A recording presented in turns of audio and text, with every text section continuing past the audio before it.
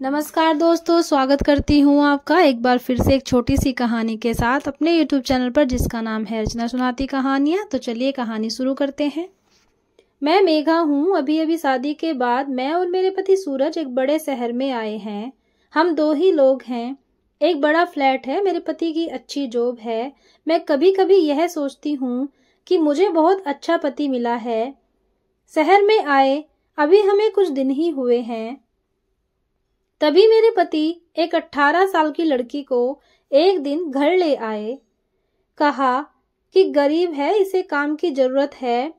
मैंने कहा, ऐसा क्या काम है हम दोनों के बीच में, मैं अकेली कर सकती हूँ।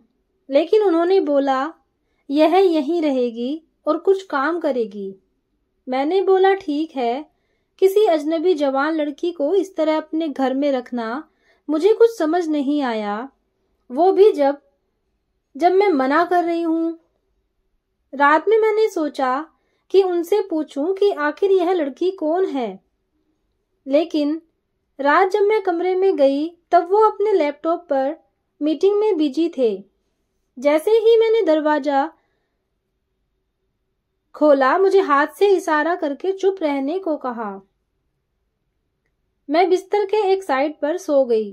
सुबह करीब 7 बजे मेरी नींद खुली, तब मैंने देखा पतिदेव बिस्तर पर नहीं हैं। मैंने बाथरूम में देखा, वो वहां भी नहीं थे। दरवाजे के पास जाकर जब मैंने किचन में देखा तो मेरे पति हाथ में पैसे लिए उस लड़की को दे रहे थे और वो लड़की रो रही थी। वो उसे चुप भी करा रहे थे। पैसे देकर वो मुझसे मिलने बगैर बाहर मेन डोर से निकल गए। मुझे अब कुछ समझ नहीं आया कि बात क्या है। थोड़ी घबराहट भी हुई। अजीब अजीब ख्याल मन में आने लगे। साथ ही यह भी ख्याल आया कि जो मैं सोच रही हूँ ऐसा कुछ भी नहीं हो। मैं बेडरूम से बाहर आई। वो लड़की ने मुझे देखकर अपने आंसू पोंछ लिए। मुझे देखते ही वो बोली, मैडम साहब बोले कि वो आज वो शहर के बाहर जा रहे हैं मीटिंग के लिए, कल शाम तक आएंगे। आप सो रही थी इसलिए आपको उठाया नहीं। मुझे कहा कि आपको बता दूं।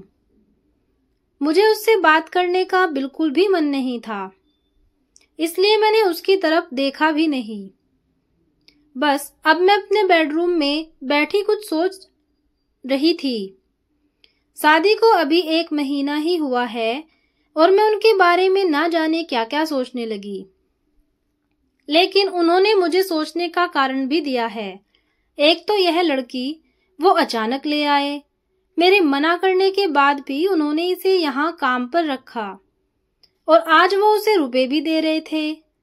मैंने सोचा कि एक बार फोन पर उनसे बात करके देखती हूँ। मैंने उन्हें फोन लगाया पर उनका फोन स्विच ऑफ बता रहा था। यह पहली बार था जब ऐसा हुआ कि उनका फोन बंद है। अब मेरा सर और भी चकरा गया। इतने में वो लड़की रूम में चाय लेकर आती है। बोली, मैडम चाय। मैंने भी उसको पूछा, तुम्हारा नाम क्या है? बोली, राखी। उसके पास फोन भी था और अब वो वाइब्रेट हो रहा था। फोन को रिसीव करने वो दौड़कर मेरे बेडरूम से बाहर गई। मुझे दूर से अब यही सुनाई दे रहा था कि उसने कहा कि मैं आती हूँ। फिर बात करके वो फिर मेरे बेडरूम में आकर कहती है, मैडम मैं 2 घंटे में आती हूँ, मुझे कुछ काम आ गया है। इतना बोलकर वो मेरी हाँ सुने बगैर ही चली गई। मैं कुछ बोल ही नहीं पाई। लेकिन फिर 2 मिनट मेरे मन में आया कि क्यों ना उसका पीछा करूं, और मैंने 1 सेकंड में कपड़े चेंज किए और उसके पीछे हो गई। वो मुझे मेरी बिल्डिंग के नीचे दिखाई दी। उसके बाद उसने एक रिक्शा लिया। मैंने भी रिक्शा लेकर उसका पीछा किया। रिक्शा एक पतली सी गली में रुका। वो वहां से उतरकर पैदल चलने लगी। बहुत सारे छोटे छोटे घर से होते हुए वो एक घर के आगे पहुंची। मैं लगातार उसका पीछा कर रही थी। क्यों कर रही थी, क्या जानना चाहती थी, इसका मुझे कुछ पता नहीं था। बस मैं उसके पीछे थी। दरवाजा खुला और खुलते ही वो लिपट गई। उसकी माँ से जोर से माँ और बेटी दोनों रोने लगी। दरवाजा बंद करना भी भूल गई। मुझे लगा कि अब मुझे सामने जाकर बात करनी होगी कि परेशानी क्या है। मैं उसके सामने गई। मुझे देखकर लड़की बोली, मैडम आप यहाँ पर? मैंने कहा, तुम्हारे साहब बोल गए थे कि तुम्हारा ध्यान रखना। उसकी रोती हुई माँ बोली कि ऐसा इंसान बहुत कम मिलते हैं। मैंने पूछा, क्या परेशानी है, आप मुझे बताएं। माँ बोली कि इसके पिता साहब ऑफिस में सिक्योरिटी में नौकरी करते थे। अचानक हार्ट अटैक से उनका देहांत हो गया। इसका एक भाई है, लेकिन उसे पीने और जुए की लत है। वो मेरे पास एक पैसा नहीं टिकने देता था। मैं अपनी परेशानी लेकर साहब के पास गई और उन्होंने पैसों से हमारी मदद की।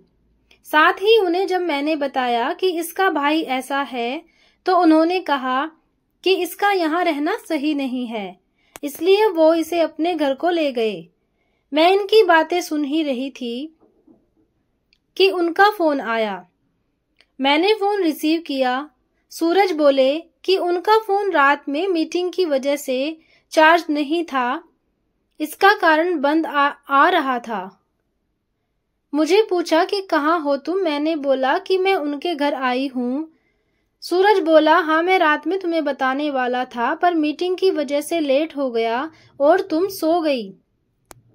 मुझे उस समय जो सही लगा वो मैंने किया, इसलिए मैं उसे तुम्हारे पास ले आया। मैंने कहा, आपने बिल्कुल ठीक किया। लड़की को लेकर फिर मैं अपने फ्लैट चली गई। अब मैं उसे और अपने पति दोनों को ज्यादा प्यार करती हूँ। तो दोस्तों, ये थी एक छोटी सी कहानी। उम्मीद करती हूँ आपको जरूर पसंद आई होगी। अगर पसंद आई तो एक लाइक और एक कमेंट जरूर करना। धन्यवाद।